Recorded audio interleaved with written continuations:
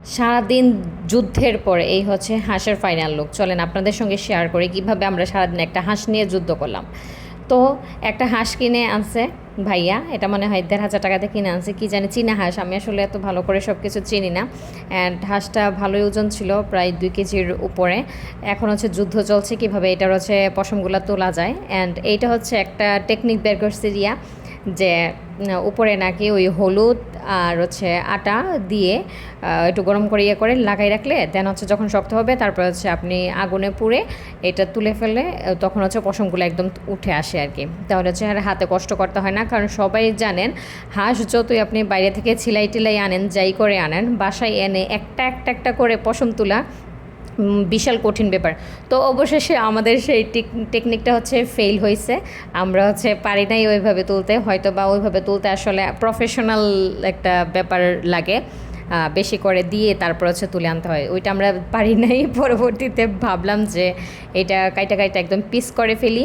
And হচ্ছে piece করার পরে প্রত্যেকে একটা পিস পিস করে নিয়েছে, আমরা বাকি কাজগুলো করব।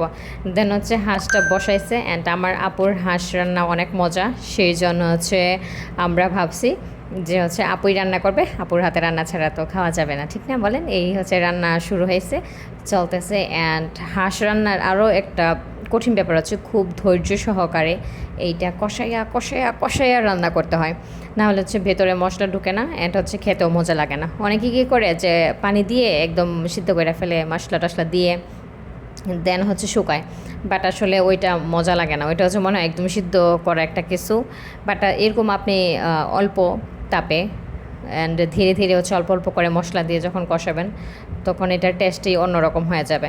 অ্যান্ড আমাদের বাসায় প্রত্যেকেই হাঁস খাওয়ার জন্য একদম পাগল, আমার মনে হয় যে সবাই মনে হয় হাঁস খাওয়ার জন্য পাগল। তো আমাদের মোটামুটি কষানো শেষ হয়ে যাওয়ার পরে এখন হচ্ছে একটু পানি দিয়ে ঝুল করার ট্রাই করতেছে। অ্যান্ড এদিকেও বিশেষ প্রসেস আছে, অনেক মশলাপাতি দিতে হয়। অ্যান্ড হাঁসেই মনে হয় আমার সব থেকে বেশি মশলা লাগে, আর কোনো মাংসে মনে হয় এত মশলা লাগে না। তবে আমার একটা কথা হচ্ছে যে এত যুদ্ধ করে ভাই এটা খাওয়ার কি দরকার আমি জানি না। সবাই আমার বাসায় সবাই তো খাইতে পাগল, তো আমার মনে হয় আচ্ছা বছরে একটা খাইলে চলছে না। যখনই আপু তারা বাসায় আসবে হাঁস আনবে, তারপর হচ্ছে আপুর বাসায় গেলে হাঁস, যখনই বাড়িতে যাবো আম্মু হাঁস আনবে, আমরা সবাই একসাথে খাওয়ার জন্য। অ্যান্ড আরেকটা ব্যাপার আছে, ছিটা রুটি দিয়ে হাঁসের ঝোল দিয়ে খাইতে কিন্তু খুব মজা লাগে। অ্যান্ড আমরা জানি এইটা নিয়ে অনেক ভাইরাল ব্যাপার আছে যে অনেক জায়গায় এরকম পাওয়া যায়, বাট ওইদিকে অনেক দামে দামে সেল করা হয়, দেখা যায় যে 1-2 পিসই 300 টাকা, সাথে কয়েকটা ছিটা রুটি। আর আপনি বাসার মধ্যে একটু বাড়াই আনলে সবাই একদম পেট ভরে খাইতে পারবেন। কিন্তু হাঁস খাইতে যতটা মজা, আমার কাছে মনে হয় যে ভাই এই পশম ফালানো যে কঠিন ব্যাপার, সেই এত কষ্ট করে আমার হাঁস খাওয়ার আসলে মনে হয় না যে আমার দরকার আছে। আবার অনলাইনের মধ্যে অনেক ক্লিন করা হাঁসও পাওয়া যায়, বাট এগুলো বেশ চৌড়া দামে বিক্রি করে। অ্যান্ড হচ্ছে অনলাইনে হাঁস তরকারিও কিনতে পাওয়া যায়, ছোটো এক বক্স হাঁস তরকারির দাম প্রায় 1000 টাকা। ওইগুলা খাইয়া মুখেও লাগে না, পেট তো ভরেই না। আবার স্বপ্নেও বা এরকম বড় গ্রোসারি দোকানগুলোর মধ্যে হচ্ছে আপনার পরিষ্কার করা হাঁস পাওয়া যায়, তাও দেখা যায় ভেতরে ছোট ছোট পশম থাকে, ওইগুলো না তোলা পর্যন্ত ভাই হাঁস খাওয়া একদম অসম্ভব ব্যাপার। তো সাথে কিছু হচ্ছে আলু ভাজা হচ্ছে, এগুলো হচ্ছে হাঁসের সাথে মিক্সড করা হবে। অ্যান্ড অবশেষে আমাদের সারাদিন যুদ্ধের পর হাঁস রান্না মোটামুটি হয়েছে, এখন হচ্ছে আমরা মজা করে খাবো।